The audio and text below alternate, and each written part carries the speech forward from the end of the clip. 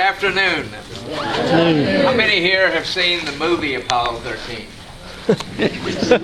Everyone. Quite a few. The movie, I could make some comments. I won't. You might have questions about it, but for Hollywood, I thought it was a pretty good movie in the sense that one thing I think it carried very well was basically the story of Apollo 13, which is people in trouble, and we certainly were in trouble. And a team that came together, actually a much larger team than they could cast characters in the movie. So Ron Howard told me he couldn't afford the cast. But anyway, there was a lot of people involved in working as a team in mission control, in some cases throughout the country, involved in helping to get us back. And we had a good Hollywood ending. We did get back. One of the things I was really impressed with, and actually it was probably about 2 or 3 years ago, so it was over 40 years after the flight, I finally got around to listening to some of the inner room loops. All the public heard was the Capcom talking to the capsule, talking to us back and forth.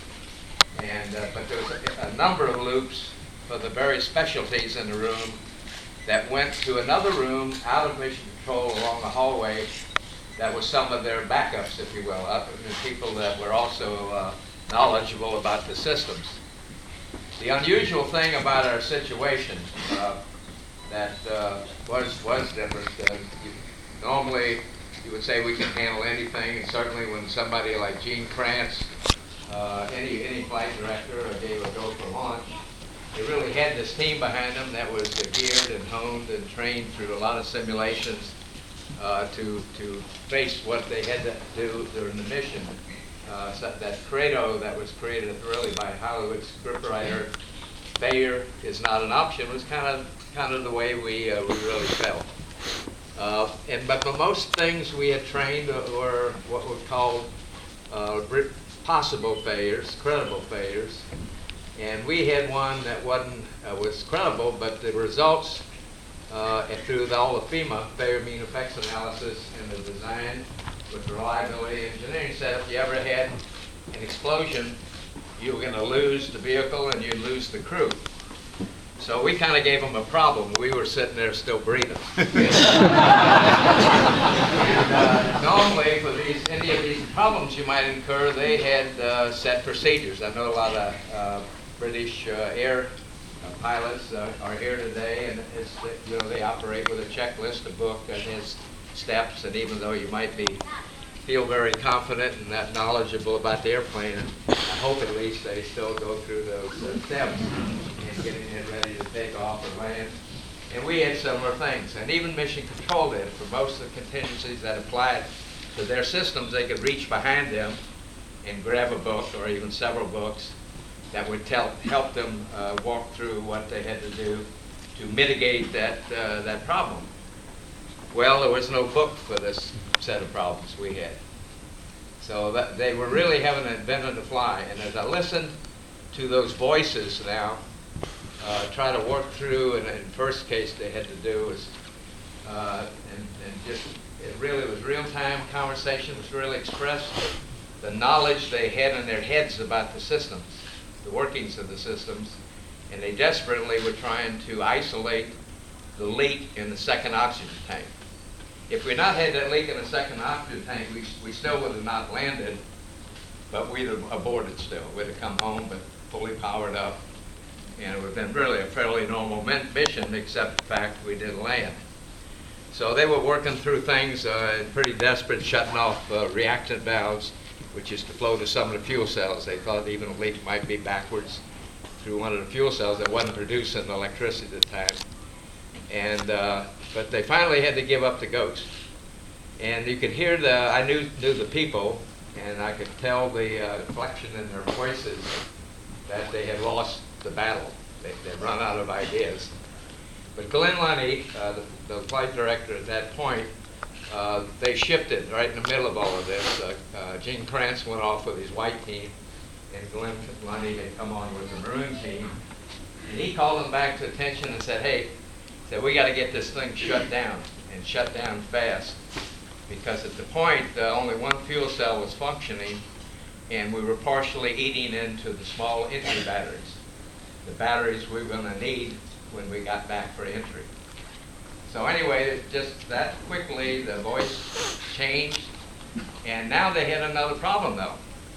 The command module, the mothership we called it, was never supposed to be shut down in flight. So there was no procedure. They couldn't reach behind them and get the book on how to shut this thing down. And they had to do it in a graceful way to assure they didn't damage something in that process. But the same thing went on now, just ad-libbing with their backroom experts. They worked through a sequence that they knew would allow it to get shut off and get shut off safely. So it was a story I'd not heard about. In fact, they took a lot of heat because, at least Cy Lubegot, I think he talked here a while back.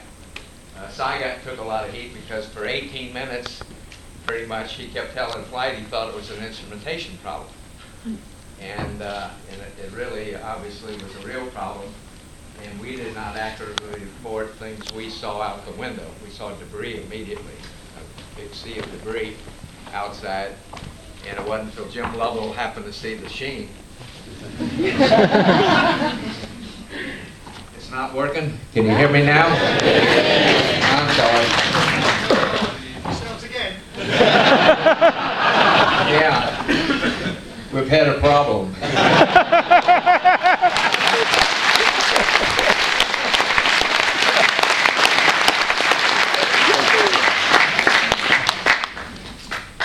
No. All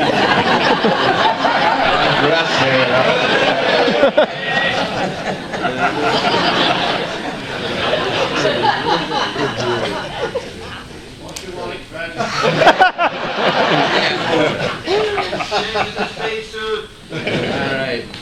I hope y'all can hear me somewhat way in the back anyway. The acoustics ought to be pretty good in here. But at any rate, this was a story, like I said, I had not known about until I listened to those inter-room voice tapes after 40 years, probably about 2 or 3 years ago. But at any rate, we did get back, and I'd like to now, if I could, have Josh start the video, and I'll do some narration of that story with what you see on film, as well as a couple other stories.